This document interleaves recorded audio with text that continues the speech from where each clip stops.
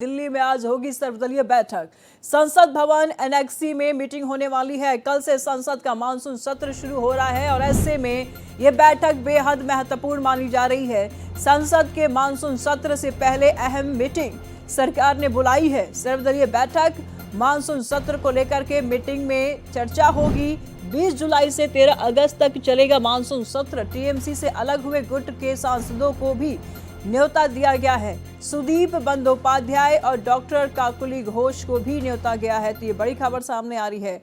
बता दें आपको, कल से मानसून सत्र शुरू होने जा रहा है और इस बीच में कई अहम मुद्दों पर चर्चा हो सकती है। सर्वदलीय बैठक बुलाई गई है। संसद के मानसून सत्र से पहले आज सर्वदलीय बैठक बुलाई गई है। बैठक में सरकार विपक्ष के एजेंडे और सदन की रणनीति पर चर्चा करेगी। सोनम वांगचुक को जंतर मंतर से हटाए जाने का मुद्दा भी प्रमुख रहने की संभावना है। और ये भी आपको बता दें कि इसमें कई ऐसे मुद्दे हैं जिन पर चर्चा हो सकता है। विपक्ष इस मामले पर सरकार से जवाब भी मांग सकता है। राम मंदिर चंदा प्रबंधन से जुड़े कथित विवाद पर भी चर्चा की उम्मीद जताई जा रही है। समाजवादी पार्टी ने खुद की तैयारी कर रखी है। किस मुद्दे को लेकर के सरकार को घेरना है, ये भी महत्वपूर्ण मुद्दा होगा। समाजवादी पार्टी ने इस मुद्दे को संसद में उठाने के संकेत दिए हैं। राम मंदिर उसका प्रमुख मुद्दा हो सकता है। और इस बीच ये भी आपको बताते चले कि मानसून सत्र में कई नए विधेयक भी पेश किए जाएंगे, उस पर भी आज चर्चा किए जाएंगे। तो राष्ट्रीय गौरव अपमान निवारण संशोधन विधेयक 2026 सूची में शामिल है और इस विधेयक पर भी चर्चा हो सकता है। और भी कई सारे विधेयक हैं जिस पर चर्चा होंगे। तो आज बता दें आपको कि कई मजबूत और जरूरी मुद्दों पर बातचीत की जाएगी। सुप्रीम कोर्ट में जजों की संख्या बढ़ाने पर भी बातचीत होगी। तो सत्र से पहले आज की बैठक बेहद महत्वपूर्ण। तृणमूल कांग्रेस के बागी सांसद भी आज बैठक में बैठेंगे। आपको बता दें कि यह बैठक बेहद महत्वपूर्ण मानी जा रही है। सर्वदलीय बैठक मानसून सत्र को लेकर के मीटिंग में अहम होगा और चर्चा होगी। इस बीच में 20 जुलाई से 13 अगस्त तक मानसून सत्र चलने वाला है। टीएमसी से अलग हुए गुट के सांसदों को भी न्योता दिया गया है। सुदीप बंदोपाध्याय और डॉक्टर काकुली घोष को भी न्योता दिया गया है। राजीव तिवारी जुड़ गए हमारे साथ, इनसे जान लेते हैं कि राजीव, किन किन मुद्दों पर आज सर्वदलीय बैठक में बातचीत होंगी, कौन कौन से महत्वपूर्ण मुद्दे होंगे चर्चा के लिए, और साथ ही साथ क्या बागियों को भी न्योता दिया गया है? बिल्कुल, देखिए आज सर्वदलीय बैठक है और यह बैठक 11 बजे शुरू हो जाएगी संसद भवन में। महत्वपूर्ण बात यह है कि जो आपने पूछा कि जो बागी सांसद है, देखिए जो टीएमसी के 20 बागी सांसद है वो जो है एनसीपीआई में जो है उनका मर्जर हो गया है और उनको भी बुलाया गया है। और जो 6 बागी सांसद जो शिवसेना उद्धव गुट के थे, जो सिंधे गुट में शामिल हो गए, उनको भी मान्यता दे दिया गया है। तो अब जो तमाम टीका टिप्पणी हो रहा था वो खत्म हो गया है। लेकिन महत्वपूर्ण बात यह है कि देखिए आज जो सर्वदलीय बैठक हो रही है, इस बैठक में सरकार की एक कोशिश है कि जिस तरह से विपक्ष आक्रामक दिख रहा है तो विपक्ष से बातचीत करके सहमति बनाई जाए, क्योंकि बहुत ही महत्वपूर्ण बिल जो है पेंडिंग में है और सरकार इसे पास कराने की तैयारी में जुटी हुई है।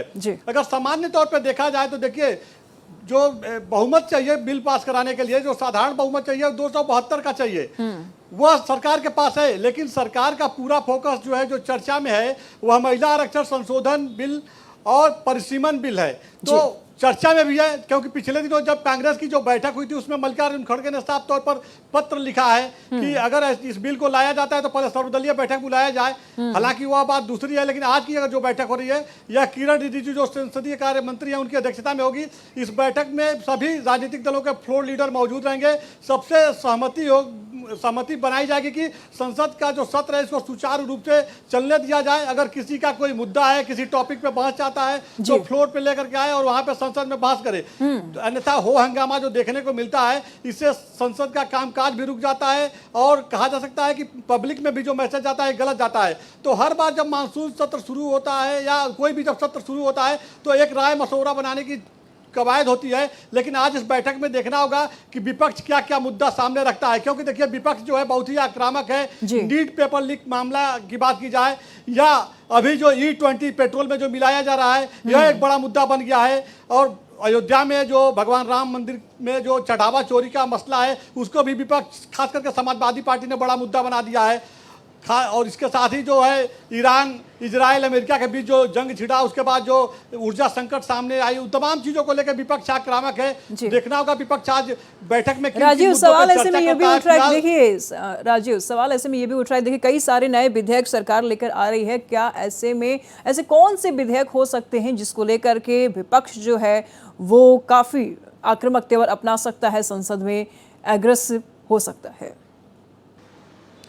बिल्कुल, देखिए विपक्ष लगातार अगर बात किया जाए तो E20 की बात कीजिए, पेपर लीक मामले की बात कीजिए, आपने देखा कि नीट पेपर लीक मामला भले ही सरकार ने दोबारा परीक्षा करा दिया, उसके परिणाम भी सामने आ गए, लेकिन अभी भी जो नेता प्रतिपक्ष राहुल गांधी हैं वो लगातार इसको लेकर बड़ा मुद्दा बनाए हुए हैं। पिछले दिनों जब वो देहरादून गए तो वहाँ पे छात्रों को उन्होंने संबोधित किया। इसके पहले वो कोटा गए, जो बहुत बड़ा कोचिंग सेंटर जहाँ पे ढेर सारे छात्र, मतलब देश भर के छात्र वहाँ पे पढ़ाई करते हैं, तो एक अलग मैसेज देने की बात तो कर रहे हैं। तो अब इसको कांग्रेस पार्टी के साथ साथ सारी विपक्षी पार्टियां बड़ा मुद्दा बना दी है, नीट पेपर लीक मामला। इसके साथ ही अगर देखा जाए तो जो भगवान राम का मंदिर है, यह कहीं ना कहीं भारतीय जनता पार्टी के राजनीतिक यात्रा का बहुत बड़ा पहचान है।